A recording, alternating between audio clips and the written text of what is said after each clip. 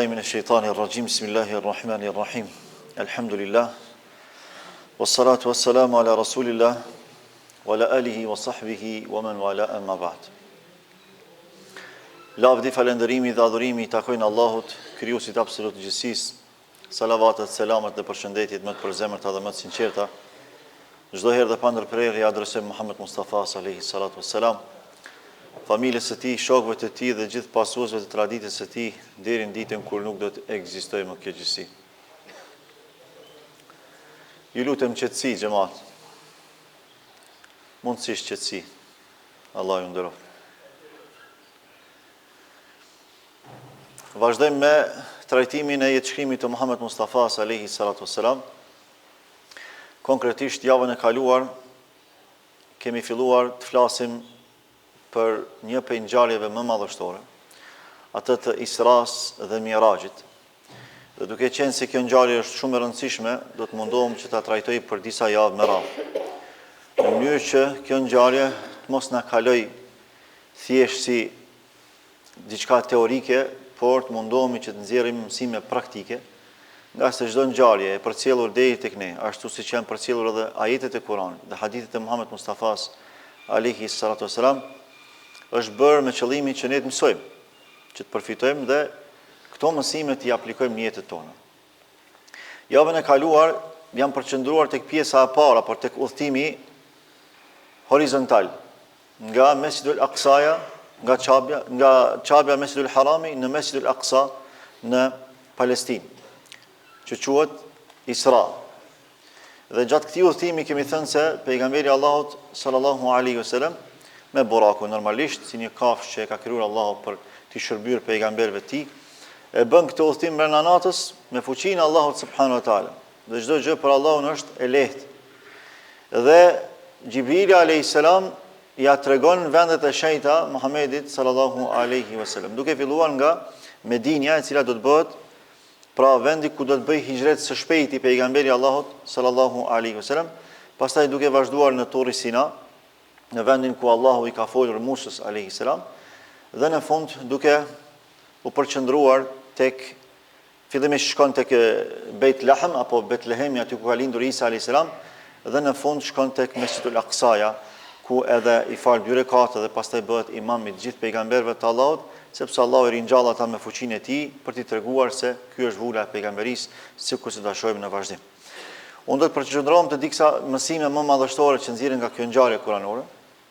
Dhe e para për tyre është nderimi dhe përzgjedhja e profetit Muhammed sallallahu alaihi wasallam. Mënyra se si Allahu e ka marrë pejgamberin e Allahut në një mënyrë madhështore, të mrekullueshme, tregon për përzgjedhjen hyjnore ndaj pejgamberit të Allahut sallallahu alaihi wasallam.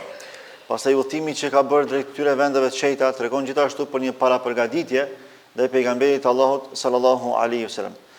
Dhe vetë fakti që pejgamberin e Allahut, Allahu e ka marrë gjatë kësaj nate me trup dhe me shpirt, duke argumentuar me ajetin e Kuranit bi abdihi subhanalladhi asra bi abdihi laylan min al-masjidil haram ila al-masjidil aqsa, i lartësuar, i madhëruar dhe i patmeta është Allahu, i cili e barti robin e tij. Shprehja robin e tij kemi thënë se e nënkupton edhe trupin edhe shpirtin e Muhammed Mustafas sallallahu alaihi wasallam. Pra kjo udhëtim, kjo ngjarje, kjo ndodhi është përjetuar nga pejgamberi Allahut me trup dhe me shpirt. Prandaj këtu qëndron mrekullia. Nuk është vetëm se me shpirt, sikur se mendojnë disa, apo nuk është në ëndër, por në realitet. Dhe për mësimeve të radhës është gjithashtu edhe ajo se zemra duhet pastruar para detyrave të mëdha. Kemi thënë se para se me bë udhëtimin e Isras dhe Mirajit, Allahu i Madhërisht ja ka pastruar zemrën Muhammed Mustafas sallallahu alaihi wasallam, sikur se ka në hadith, vjen Gjibrili dhe Mikaili alayhimus salam, edhe ja pastrojnë zemrën me iman dhe me hikmet, pra ja mbushin, ja përsosin Muhammed Mustafas sallallahu alaihi wasallam zemrën me iman, duke ja larë me zemzem, dhe ja mbushin me hikmet, sepse ajo që do të shohë në vazhdim, ajo që do të përjetoj, kërkon iman të fortë, besim të fuqishëm dhe njëherë edhe urtësi për t'i kuptuar dhe për t'i transmetuar tek masa e gjerë. Dhe kjo ngjarje tregon se para detyrave të mëdha duhet pastrohen zemrat tona. Sa më e madhe që të jetë përgjegjësia që ne synojmë ta marrim, sa më i madh që të bëhet detyrimi, aq më e pastër duhet bëhet zemra jonë. nga se përgjegjësitë e mëdha, detyrat fisnike kërkojnë zemra të pastërta. Dhe për këtë arsye ndonë se bëhej fjalë për Muhammed Mustafa alayhi salatu wasalam, për zemrën më të dashur, për zemrën më të pastër nga gjithë njerëzimi, megjithatë Allahu deshi që këtë zemër ta mbush me iman të plot dhe ta përsos atë me hikmet, me urtësi, sepse ajo që do të marrë përsipër kërkon besim të fuqishëm dhe urtësi të madhe. Kështu ndodh edhe me ne, si pasues të Muhammed Mustafas sallallahu alaihi wasallam që jemi. Pra duhet që zemrat tona t'i pastrojmë, madje nuk duhet të ketë prioritet më të madh për ne se sa zemrat tona. Pastrimi i zemrave është qendra e vlerave dhe është qendra e suksesit. Pra nga zemra buron çdo sukses. Sa më shumë që i shëndoshim zemrat tona, duke i pastruar ato nga smundjet eventuale, siç janë mëria, zilia, vetpëlqimi, ruana Zot, mendjemallësia e kështu me radhë, aq më të qiltër do të bëhemi dhe aq më të denjë do të bëhemi për t'i marrur përsipër përgjegjësitë e Allahut subhanahu wa taala. Pse sot shumica e muslimanëve janë të vetëdijshëm për përgjegjësitë që u përkasin, por nuk janë në gjendje që t'i marrin ato si duhet, nuk janë në gjendje që t'i zbatojnë ato në jetën reale siç duhet. Për arsye se zemra është e smur. Zemra është e smur. Pse sot është e vështirë që të qohemi natën dhe të falim 2 rekate namaz nate? Pse sot për rinin tonë është shumë e vështirë që ta largoj jorganin prej krevati, por nuk është e vështirë të çoj tega tranda, pesha tranda. Pse nuk është e vështirë kjo? Sepse zemra është e smur. Ktu është problemi. Pse për neve është shumë më lehtë na thuhet që të shkojmë diku të rrim me orë të tëra, të lodhemi, qoftë për sport, qoftë për shikimin e lojrave sportive, qoftë për gjëra koti, por nuk jemi në gjendje që 2 minuta t'ia kushtojmë Allahut dhe të falim 2 rekate namaz. Sepse zemrat janë smur. Ktu është problemi. Prandaj këto përgjegjësi fisnike kërkojnë zemra fisnike. Dhe Allahu nuk lejon që këto përgjegjësi kaq madhështore që t'i bartin zemrat e smura, nuk përputhen. Këto duhet të jenë në sinkron njëra me tjetrën. Prandaj kur zemrat tona pastrohen, e që ky duhet të jetë synimi kryesor, atë edhe përgjegjësitë tona do të jenë shumë lehtësisht të përfillura dhe të zbatuara. Por ky është proces që duhet vazhdimisht që ne të mundohemi për të realizuar atë. Nuk është diçka që ndodh brenda natës as brenda ditës, e madje as brenda vitit. Kërkon një jetë të tërë. Prandaj njerëzit më të ditur dhe më të ndritur të këtij umeti, siç janë gjeneratat e para, ata kanë hasur në këtë vështirësi. Vetë fakti që Allahu e ka zbrit Kur'anin gradualisht për 23 vite tregon që ndërtimi i vetvetes, edukimi i shpirtit dhe i zemrës është proces i gjatë. Nga se zemrat nuk kanë qenë të gatshme që ta pranojnë fjalën e Allahut. Ndonë se është fjala e Allahut. Kurani është libri i Allahut, pa kanë qenë të gatshme zemrat e sahabëve që ta pranojnë me njëherë, nuk kanë qenë të gatshme. Sepse ato zemra kanë kaluar nëpër procese të ndotjes dhe pastrimi i këtyre zemrave kërkon proces të gjatë pastrimi dhe filtrimi. Prandaj edhe ne në jetën tona duhet që ta kuptojmë seriozitetin e pastrimit të zemrave tona. Ajo që do të na bëjë dobi në ditën e gjykimit është zemra e shëndosh, zemra e pastër, zemra e qiltër. Dhe për këtë arsye, me qenë se ne nuk e dimë se sa jetojmë, nuk e dimë se ku e kemi fundin, atëherë duhet vazhdimisht që ta bëjmë prioritet të jetës tonë përmirësimin e zemrës. Nga e kaluara duhet të marrim vetëm mësime. Nga ardhmja duhet të synojmë më të mirën. Dhe për ta arritur më të mirën në të ardhmen tonë, duhet që të tashmen tonë ta shfrytëzojmë duke e pastruar zemrën tonë. Andaj besimtarët e Allahut, përgjegjësitë që ne i kemi janë fisnikëri. Allahu me këto përgjegjësi që na ka ngarkuar neve, na ka nderuar me to. Dhe realizimi i tyre kërkon zemra të shëndosha. Mos ta humbasim këtë mundësi, këtë mirësi, këtë privilegj që Zoti na ka dhënë. Allahu i ka zgjedhur zemrat tona që të jenë bartëse të imanit, të gjës më të shtrejtë, më të çmuar. Dhe ne duhet të synojmë që Allahu t'i dalim përpara me zemra sa më të shëndosha. Por kjo është luftë me vetveten, është lufta më e madhe që ekziston. Të luftosh egon tënde, kënaqësitë tua, epshin tënd. Ta edukosh veten tënde. Vallahi është lufta më e madhe që ekziston. Por është lufta më e shenjtë, është lufta më e ngritur dhe është ajo që sjell më shumë të shpërblime. Dhe ngjarja që ka ndodhur me Muhammed Mustafa sallallahu alaihi wasallam na tregon që përgjegjësitë që ne i bartim i realizojmë ato atëherë kur zemrat tona i shërojmë, kur zemrat tona i dlirim. Por një gjë e tillë është fisnikëria më e madhe që ekziston. Pra muslimani që kërkon ngritje, duhet filloj që të ngritet nga zemra e tij. Buraku, kafsha e xhenetit, që kemi thënë se e ka shpejtësinë më të madhe se sa shpejtësia e dritës. Dhe kemi thënë se çdo herë kësaj çështje duhet t'i qasemi me inteligjencën dhe me fuqinë hyjnore, jo me inteligjencën dhe fuqinë njerëzore. Me matematikë njerëzore një gjë e tillë duket e pamundur. Ndonse edhe me matematikë njerëzore një gjë e tillë është e mundur. Kemi thënë derisa njeriu është në gjendje që të krijojë krijesa me shpejtësi marramendse, siç janë aeroplanat, siç janë trenat, tash edhe anijet kozmike me të cilat udhtojnë në univers, a nuk pas ka mundësinë Allahu subhanahu wa taala me kriju diçka të tillë? Një burak është shumë e thjeshtë për Allahun, që udhto më shpejt se sa shpejtësia e dritës, po kush e ka krijuar dritën? Allahu. Është po i njëjti që ka krijuar edhe burakun, me cilin e ka ndëruar Muhammed Mustafa, e ka marrë dhe ka bërë të mundur që të ndodhë kjo ndodhi e ngjarjes së Isras dhe Mi'rajit. Dhe ky udhtim që kërkon normalisht mijëra kilometra, u bë brenda çastesh me fuqinë Allahut subhanahu wa taala. Mësimi është se Allahu i ndryshon ligjet.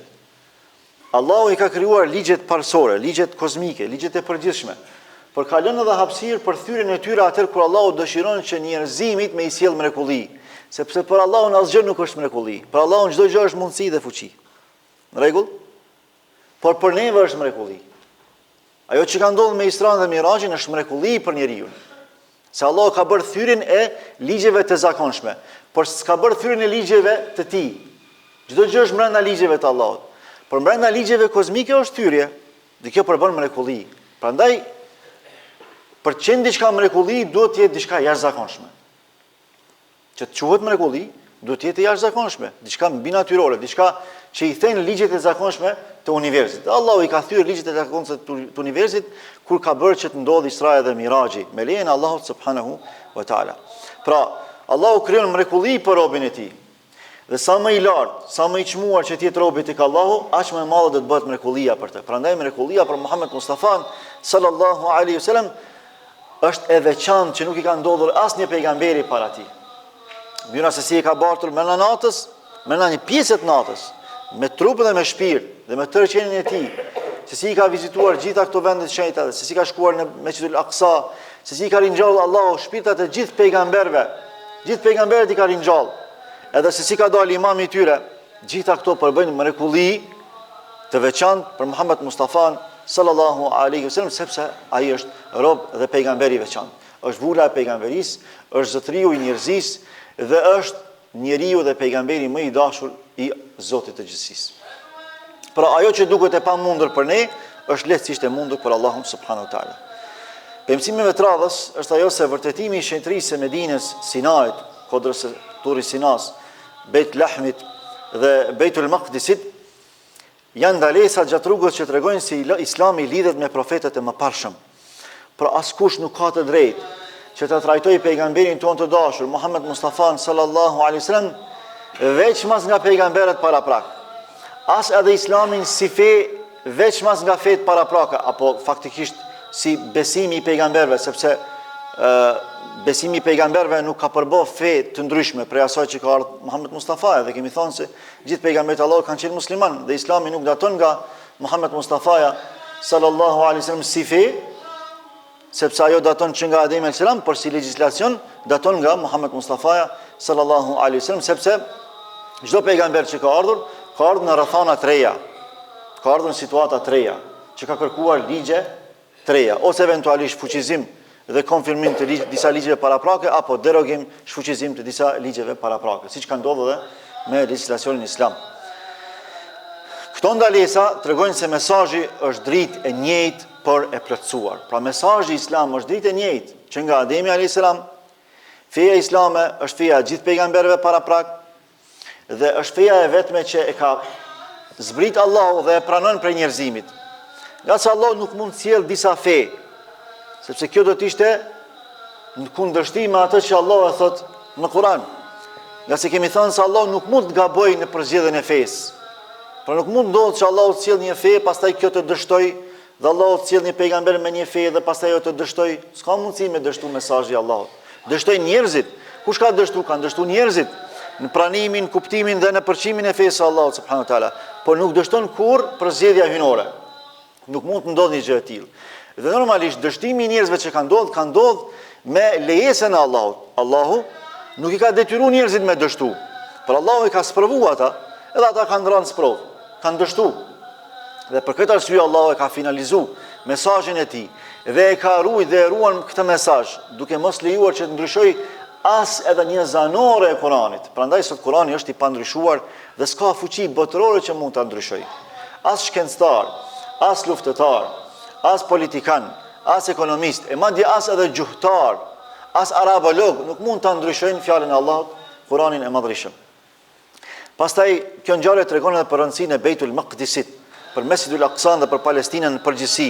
Nëse Allahu bëri që profeti i tij të shkojë atje para se të ngrihej një qiell, si një lloj para përgatitje, para se me shkuar në Miraj, e ka bërë Isran dhe pika e fundit e vizitës së tij gjatë Isras ka qenë vizita e Mesjidul Aqsas dhe e Palestinës në përgjithësi.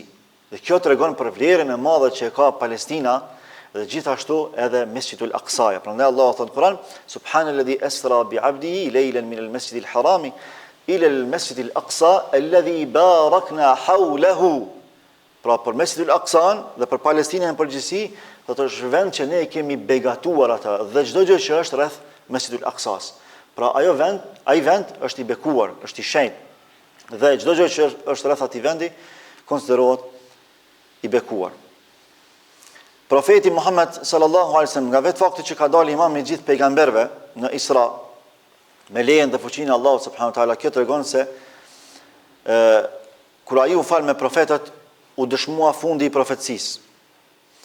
U dëshmua besueshmëria e tij si pejgamberi i Allahut dhe u dëshmua epërsia e tij mbi të gjitha krijesat e Allahut. Por në momentin kur Allahu i ka ringjallë gjithë pejgamberët, edhe ai ka dalë imam i tyre, është dëshmuar që Muhammed Mustafa është vule pejgamberisë, nuk mund të ketë më pejgamber pas tij. Prandaj Allahu e ka urdhëruar me dal imam i gjithë imamëve të njerëzimit, imam i pejgamberëve të tij. Gjithashtu është vulosur edhe epërsia e gjithë krijesave të Allahut subhanahu wa taala, pra epërsia e Muhammed Mustafas ndaj gjitha krijesave të Allahut subhanahu wa taala. Dhe normalisht do të jetë i tillë sepse Allahu nuk ja beson mesazhin e tij, vetëm se atij që është më i miri tek Allahu, më i zgjedhuri, më i nderuari, më i devotshëm. Zemra Muhammed Mustafas sallallahu alaihi wasallam është zemra më e mirë, më e pastër, më e lirë dhe më e drejtë që ka jetuar në historitë e njerëzimit. Prandaj Allahu ja ka dhënë mesazhin më të çmuar dhe final. Dhe për fund besimi i vërtet njihet në gjëra që nuk i shohim. Pra, udhëtimi që ishte mrekulli, kjo përbën për neve sfidë, është sprov.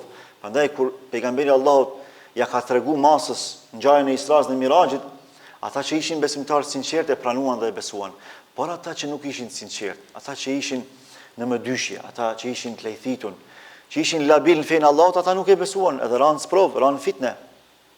Por realisht ku qëndron besimi? Besimi qëndron kur ti e beson të padukshun, kur ti e beson mrekullin, sepse ato që është reale, që e prek, që e ndjen, ai më nuk është besim, ai është përjetim. Dhe për këtë arsye Allahu në fillimin e Kuranit, pas parathënies kuranore, si vlerë kryesore të besimtarëve të devotshëm, e konsideron besimin në ghaib, në padukshme. Thot alladhina yu'minuna bil ghaib. Ky Kur'an nuk ka dyshim në të se është fjalë e Allahut, dhe është udhëzues për të devotshëm, për cilët alladhina yu'minuna bil ghaib. Pa e përmend hala namazin, pa e përmend vlera tjera, ka thonë ata që besojnë në ghaib, pra në të padukshmen. Në atë që për neve është e padukshme, por është reale, ekziston. Sa gjëra që ne nuk i shohim ato ekzistojnë. Fakti që ne nuk i shohim nuk do të thotë që ato nuk ekzistojnë. Sa gjëra kanë zë, por ne nuk i dëgjojmë.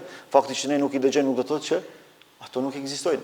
Pra, gjitha ato realitete absolute që ne nuk i njohim, për neve sot janë të papara, të padukshme. Shumë shpejt do të bëhen dukshme me lejen e Allahut subhanahu wa taala. Dhe kjo ngjarje e Isras dhe Mirajit si mrekulli madhështore që i ka ndodhur Muhammed Mustafas sallallahu alaihi wasallam, është dëshmi e drejtë për drejtë se ne duhet të besojmë të padukshme në atë që e dëshmon Allahu në Kur'an dhe Muhamedi alayhi salatu wassalam.